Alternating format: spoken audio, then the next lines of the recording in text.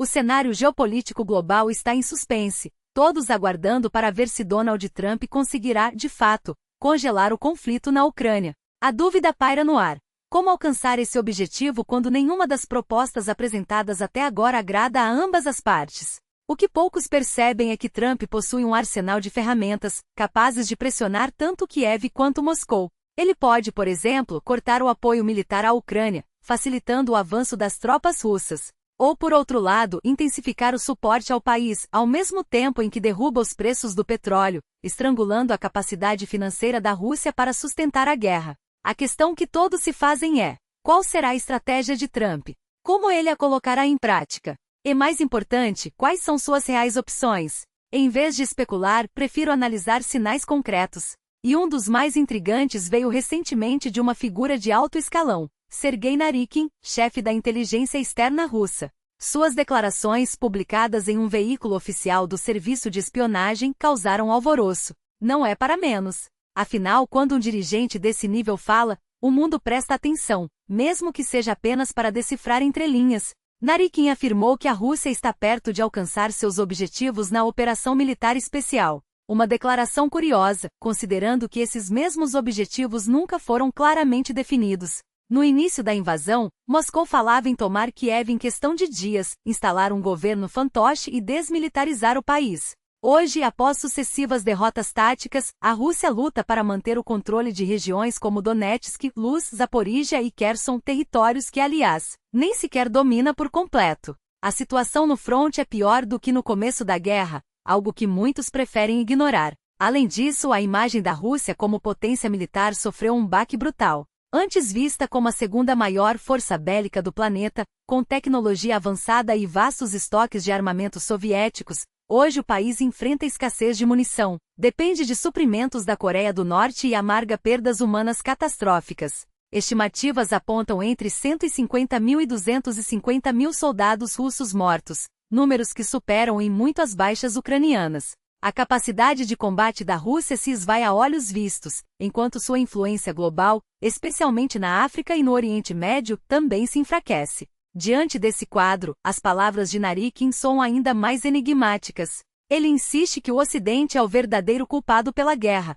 alegando que a intenção era enfraquecer a Rússia e provocar uma revolução interna. Uma narrativa difícil de engolir, considerando que às vésperas da invasão, o regime de Putin parecia mais sólido do que nunca. A economia russa estava estável, a Europa dependia de seu gás e petróleo, a oposição estava esmagada, com Alexei Navalny preso e sem voz, e o país vivia sob um controle autoritário absoluto. Se o objetivo do Ocidente era desestabilizar a Rússia, por que esperar que ela própria iniciasse uma guerra desastrosa? A verdade é que os objetivos russos na Ucrânia são tão fluidos quanto sua estratégia. Ora falam em desnazificação, ora em negociações com Zelensky, que por decreto proibiu qualquer diálogo com Putin. Enquanto isso, o fronte se move a passos lentos, com avanços russos mínimos e custos humanos exorbitantes. A pergunta que fica é: o que Moscou realmente quer? E mais importante, até quando conseguirá sustentar essa guerra? O jogo de Trump pode ser decisivo. Seja cortando o fluxo de armas para Kiev ou apertando o cerco econômico à Rússia, suas ações terão consequências imediatas. O mundo observa atento enquanto a diplomacia se equilibra em um fio. E no meio desse xadrez geopolítico, uma coisa é certa: a Ucrânia não é o único tabuleiro em disputa. O futuro da ordem global também está em jogo. A dissuasão nuclear era o último pilar que sustentava a ilusão de grandeza russa. Agora, Putin parece disposto a abrir mão até disso. O que resta então quando até a ameaça do apocalipse perde seu peso? A retórica se esvazia, e o que emerge é um vácuo perigoso. Se a doutrina nuclear não precisa mais ser aperfeiçoada, é porque Moscou já não vê nela um instrumento de poder, mas um fardo. Um reconhecimento tácito de que, no tabuleiro atual, até as cartas mais extremas perderam sua força. E quando o império abre mão de seu último trunfo, o que sobra é apenas a fragilidade de quem não tem mais o que oferecer, nem mesmo medo. Mas não se engane, essa não é uma rendição. É uma mudança de tática. Putin não está recuando, está redefinindo o jogo. Se as armas nucleares já não intimidam, é porque ele encontrou algo mais sutil, e talvez mais letal. A guerra híbrida, a desinformação, a erosão das democracias por dentro. Afinal, por que arriscar um confronto direto quando se pode corroer o inimigo sem disparar um tiro? A Rússia não precisa vencer no campo de batalha se puder vencer na mente das pessoas. E é aqui que o perigo se torna ainda mais insidioso. Porque enquanto o Ocidente discute sanções e envio de armas, Putin já está jogando em outro nível. Ele não quer apenas territórios, quer a desordem. Não busca uma vitória militar, mas o colapso da confiança nas instituições, na mídia, até na própria ideia de verdade. E nesse jogo, cada fake news compartilhada, cada divisão interna explorada, cada eleição manipulada é uma batalha vencida. O problema é que o Ocidente ainda não entendeu a natureza dessa guerra. Continua reagindo como se o conflito fosse apenas sobre a Ucrânia, como se as fronteiras fossem o único alvo. Mas Putin não está lutando contra um país, está lutando contra uma ordem. E se ele conseguir transformar a democracia em um espetáculo de caos, não precisará de tanques para vencer. A pergunta, então, não é se a Rússia pode ser derrotada militarmente. É se o mundo está preparado para resistir a uma guerra que não se vê, mas que já está aqui. Porque quando o último pilar da dissuasão cai, o que sobra não é paz. É o silêncio antes da tempestade. Ameaça nuclear. Porque no fim das contas, não foi a artilharia russa que paralisou o Ocidente, foi o fantasma de um botão que ninguém ousou apertar. Putin não precisou detonar uma ogiva para vencer batalhas, bastou sussurrar a possibilidade e o mundo inteiro recuou. As linhas vermelhas foram traçadas não com sangue, mas com hesitação. Lembrem-se de 2022. Quando as tropas russas fugiram de Kharkiv, quando Kherson caiu, os analistas correram para decretar o fim do regime. Eu mesmo, devo admitir, acreditei que aquele momento poderia ser decisivo. Mas não foi. E a razão é simples, a sombra do arsenal nuclear russo pairou sobre cada decisão.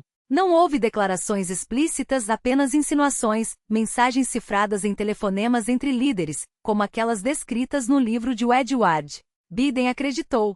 E de repente o apoio à Ucrânia se tornou um jogo de cautela excessiva. Armas demoravam meses para serem aprovadas, quantidades eram reduzidas, munições essenciais, como as bombas de fragmentação, só chegaram quando já era tarde demais. Enquanto isso, a Rússia cavava trincheiras, minava campos, preparava-se para o contra-ataque que viria. O resultado? Um avanço ucraniano adiado por 6 meses, tempo suficiente para que o inimigo se reorganizasse. E quando finalmente veio, já não havia mais fôlego para romper as defesas.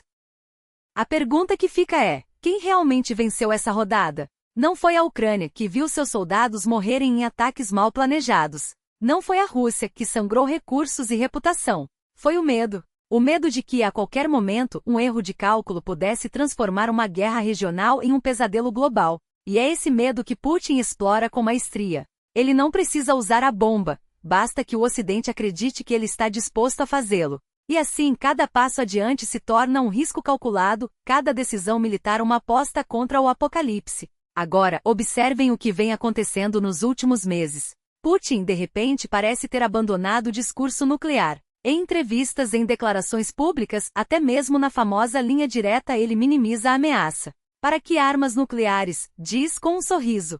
Temos outras opções. É quase como se estivesse ensaiando um novo roteiro. O da vitória convencional, da conquista legítima de territórios, da normalização de uma guerra que, afinal, já não parece tão assustadora. Mas não se enganem. Isso não é desespero. É estratégia.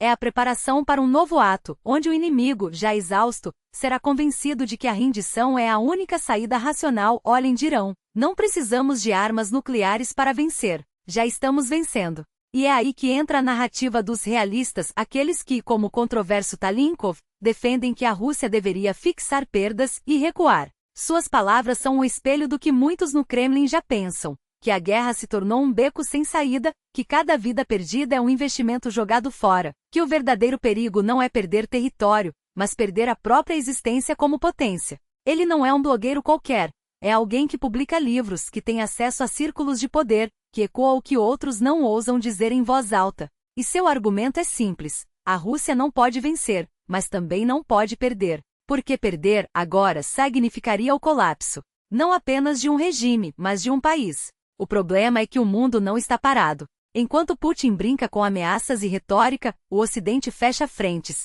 O Oriente Médio, antes um campo de batalha indireto, agora é dominado por outros atores. Israel avança, o Irã recua, e de repente a Rússia se vê sozinha, com todos os recursos do Ocidente voltados para um único teatro de operações, a Ucrânia. E é aí que o blefe nuclear se torna ainda mais perigoso. Porque se antes a ameaça servia para conter o apoio ocidental, agora ela pode se tornar a única moeda de troca que resta. Vocês querem evitar uma guerra nuclear? Dirão. Então aceitem nossos termos. Mas há um detalhe que muitos ignoram. A Rússia já perdeu a guerra no momento em que deixou de acreditar na própria vitória. Não aquela vitória grandiosa dos sonhos imperiais, mas a simples capacidade de impor sua vontade. Cada dia que passa, cada trincheira cavada, cada soldado morto é um lembrete de que o tempo não está a seu favor. E é por isso que o discurso de Putin oscila entre a bravata e o desespero. Porque no fundo, ele sabe que não pode vencer, mas também sabe que não pode parar. Parar seria admitir a derrota. E para um homem que construiu seu poder sobre a ilusão de força, a derrota é a única coisa que não pode ser tolerada. Então, o que nos resta? A esperança de que a fase quente do conflito termine em 2025? Talvez. Mas esperança, neste caso, é um luxo perigoso. Porque enquanto o mundo espera, Putin age. E cada dia que passa sem uma resposta clara é um dia em que a Rússia ganha terreno, não no campo de batalha, mas na mente de seus adversários. O medo, afinal, é a arma mais silenciosa de todas. E quando ele se instala, a rendição já começou. Uma cortina de fumaça orquestrada pelos mesmos rostos que repetem, como automatos, os comunicados oficiais. São eles, os CODs, os Semenpegous, os Sladkols, os homens do Estado, como gostam de se chamar. Aqueles que não questionam, apenas reproduzem. Que não analisam, apenas transcrevem. E é justamente neles que devemos prestar atenção, porque nos próximos dias, a retórica que escolherem adotar revelará muito sobre o que realmente está em jogo. Se Trump propuser um cessar-fogo, uma retirada, um acordo qualquer, esses porta-vozes oficiais terão duas opções. Ou repetem o discurso de que a Rússia não pode recuar, ou começam a preparar o terreno para uma pausa estratégica. Mas não se enganem, por trás dessa aparente flexibilidade, há um jogo muito mais sujo. Porque, no fim das contas, nem Moscou nem Kiev querem realmente congelar o conflito. O que ambos buscam é convencer Trump de que o outro lado é um intransigente. Para Putin, a grande vitória seria ver os Estados Unidos cortarem o fluxo de armas, inteligência e apoio financeiro à Ucrânia. Não que isso fosse garantir uma derrota imediata de Kiev, afinal, a ajuda americana, embora crucial, não é tão absoluta quanto se imagina. Mas enfraqueceria drasticamente a capacidade ucraniana de resistir. Já Zelensky, por sua vez, precisa que Trump pressione a Rússia de outras formas, seja reduzindo os preços do petróleo, seja liberando o envio de armas de longo alcance, caças e munição em escala industrial. E a única maneira de conseguir isso é fazer Washington acreditar que Putin jamais aceitará um acordo justo. Aqui está o paradoxo. Quanto mais ambos os lados falam em paz, mais se armam para a guerra.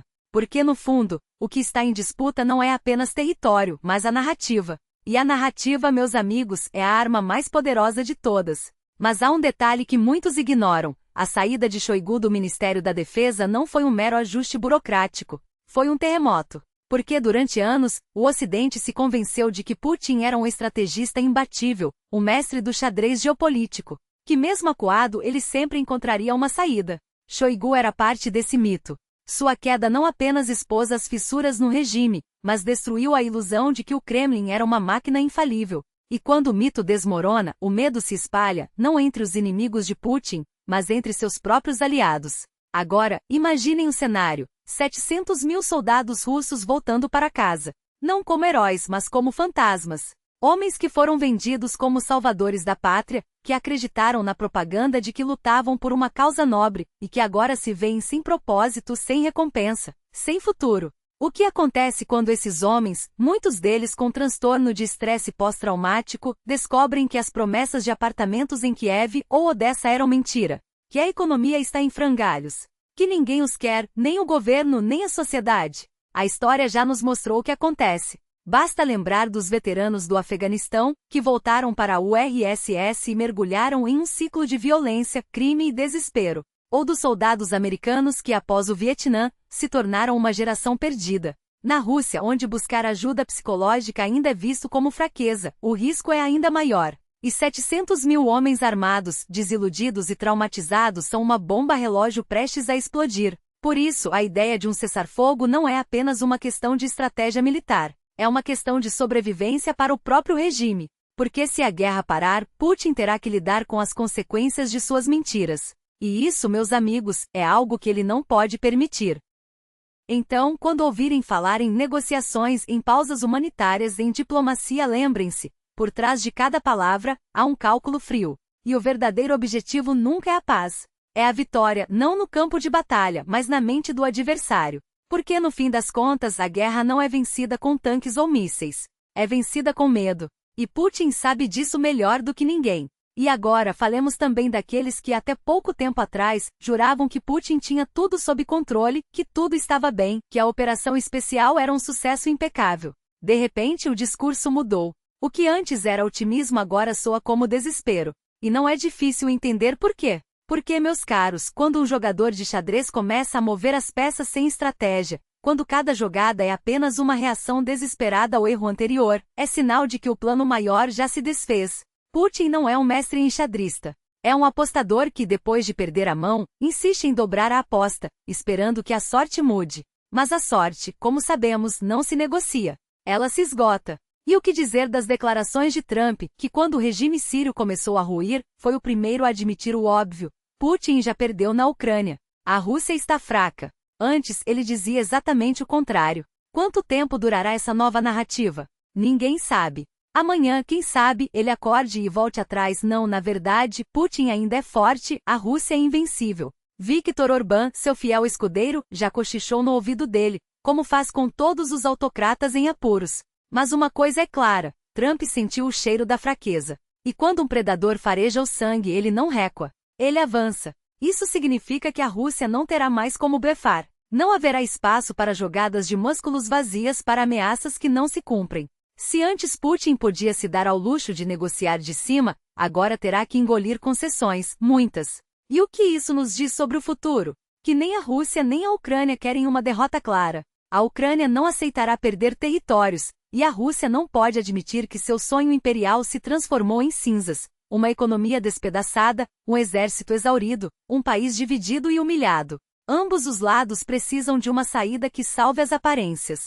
E é aí que entra Trump, o homem que adora um acordo, mesmo que seja ruim para todos, desde que ele possa vender como vitória. Mas será que Putin realmente quer congelar o conflito agora? Os sinais dizem que sim. Os voluntários para a guerra diminuíram em 1/3. A economia russa, apesar das bravatas, não aguenta sustentar um esforço de guerra prolongado. Se o rublo desabar, se as sanções apertarem ainda mais, quem vai lutar por uma causa que nem os próprios soldados entendem? Os ucranianos, por outro lado, sabem exatamente pelo que estão lutando. Eles têm motivação, têm propósito, têm uma nação inteira unida por um objetivo claro. É por isso que, mesmo com menos recursos, resistem há 3 anos. É por isso que Kiev não caiu. É por isso que Putin não pode vencer. E o mais revelador: a opinião pública na Rússia começa a mudar. As pessoas já não acreditam nas mentiras do Kremlin. Qualquer acordo é uma vitória, dizem agora. Melhor um fim vergonhoso do que uma vergonha sem fim. Isso não é resignação, é lucidez. E quando até os mais leais começam a questionar, o regime treme. Então, o que nos espera? Um congelamento forçado, um acordo de fachada, uma paz que não é paz. Talvez. Ou talvez Putin ainda tente um último lance desesperado, uma cartada final para salvar a própria pele. Mas uma coisa é certa, o jogo mudou. E quem não perceber isso, quem insistir em acreditar nas velhas narrativas, estará condenado a repetir os mesmos erros. E você, o que acha? Será que estamos diante de um ponto de virada, ou apenas mais um capítulo de uma guerra que se arrasta? Escreva nos comentários. Até a próxima!